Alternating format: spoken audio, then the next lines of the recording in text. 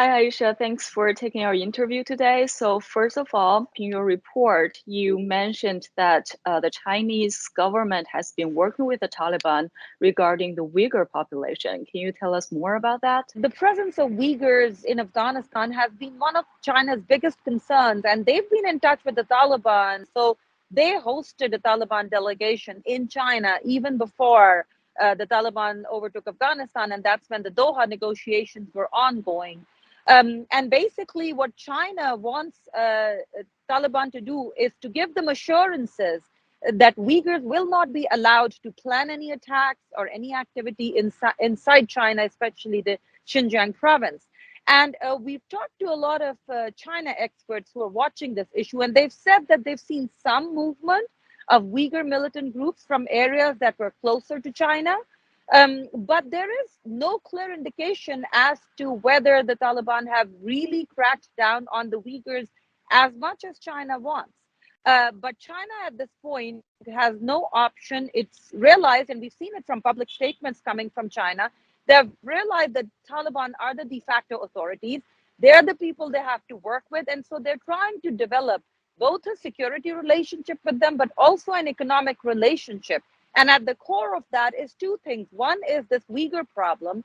And the second is the fact that their Belt and Road Initiative has some of their bigger branches in this region, in particular in Pakistan, and they don't want Afghanistan to become unstable and for that instability to spill over in Central Asia or Pakistan, which would seriously hamper their Belt and Road Initiative. How about China's relations with Pakistan? Because as we know, Pakistan is part of this China-Pakistan economic corridor and part of its Belt and Road Initiative.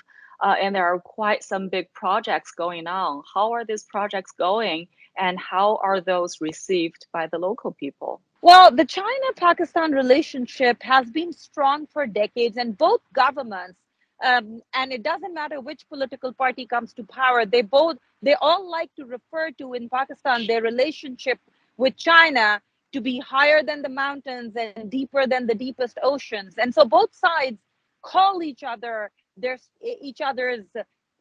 friends and strategic partners. So the Belt and Road Initiative has a branch called CPEC, or the China-Pakistan Economic Corridor, that's supposed to join Xinjiang with a Pakistani port Gwadar. That's supposed to significantly cut the route that China now has to take. If they can bring their goods through Pakistan to Gwadar, it'll significantly cut their route to Europe and to Middle East.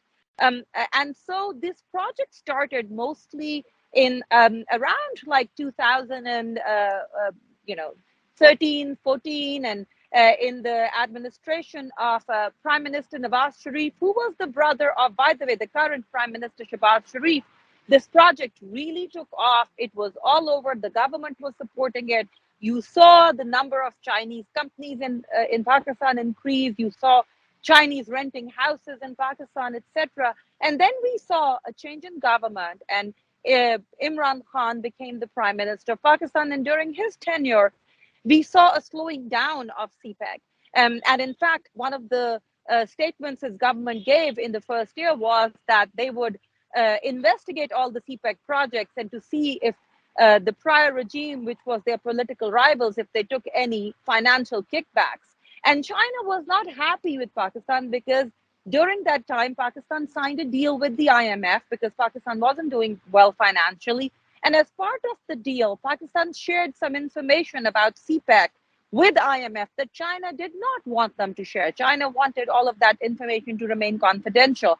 So CPEC has been up and down, but overall, it's one of the biggest investment projects that any other country has promised to carry out in Pakistan in decades. It started with $46 billion, and the eventual valuation was a lot higher than that. So for Pakistan, this project is very important, and there seems to be work ongoing. And how's this new prime minister's policy compared to his predecessors? And how's the prospect look for China-Pakistan relationship in the future? With the previous prime minister, since he made a couple of statements about CPEC, promising to open up CPEC projects to investigate kickbacks, or sharing some information about those projects with IMF, The relationship with China soured a little bit. China wasn't happy with him. However, this prime minister, again, as I said earlier, this prime minister, Shehbaz Sharif, is the brother of Nawaz Sharif, who was the prime minister when CPEC started in Pakistan. And so the expectation is that the relationship between this prime minister, Shehbaz Sharif, and China is going to be very good. Shehbaz Sharif, when CPEC started, was the chief minister of one of Pakistan's most populous provinces, Punjab, and he had a reputation for bending over backward when it came to Chinese and protecting them and giving them what they wanted in his own province. He ordered the police to completely provide them security wherever the Chinese went. The province's bureaucracy really facilitated them and went out of their way to facilitate them. And that was Shehbaz Sharif's reputation. So now that he's back in power, the expectation is that the projects under CPEC will become faster, the delivery on them will become faster, and B, the China-Pakistan relationship will improve. Speaking of that, what about U.S.-Pakistan relations? What kind of role does U.S. play in Pakistan? So U.S. and Pakistan have had a roller coaster relationship, not now, but for decades. So there have been times when U.S. and Pakistan have been the closest partners, and then there have been times when the U.S. has put sanctions on Pakistan.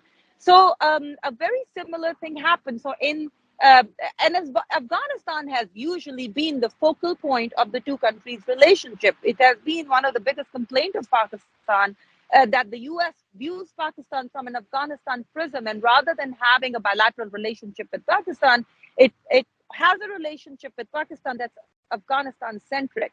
And in fact, in the previous regime of Imran Khan, the foreign minister once said that he was told by Mike Pompeo, who was at that time the Secretary of State of the United States, that for Pakistan, the road to Washington went through Kabul. So Pakistan is again and again in the previous regime of Prime Minister Imran Khan, which was recently, overturned.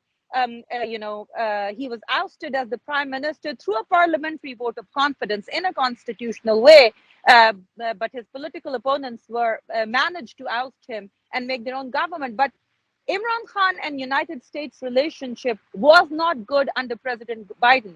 Imran Khan's relationship was good with President Trump, but when President Biden came into power, President Biden, who's known this region for a very long time and understands the history of this region, was not happy with Pakistan's role in Afghanistan. The U.S. intelligence community has long stated, and there's strong evidence for that Pakistan supported the Taliban.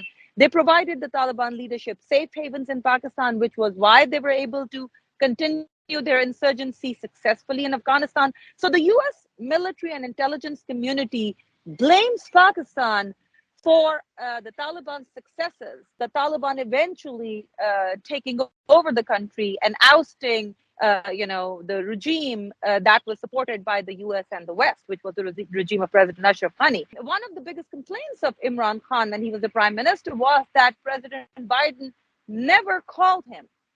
They never had a phone conversation, which was quite unusual. And he tried very, very hard, lobbied through his diplomats in Washington to get that one phone call. In fact, it became such an issue that he was asked in multiple interviews by not just local media, but also international media about the call and why the call wasn't forthcoming.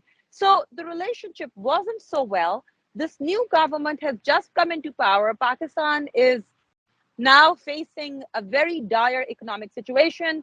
They're hoping that the US would help them. And in fact, there were outreaches by the Pakistani senior military and civilian leadership to US to help them with negotiating with the IMF and getting relief from the IMF.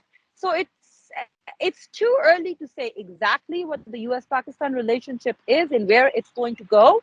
But it seems like the negativity that existed during Imran Khan's regime has kind of subsided a little bit. Okay, thank you, Aisha, for connecting with us today.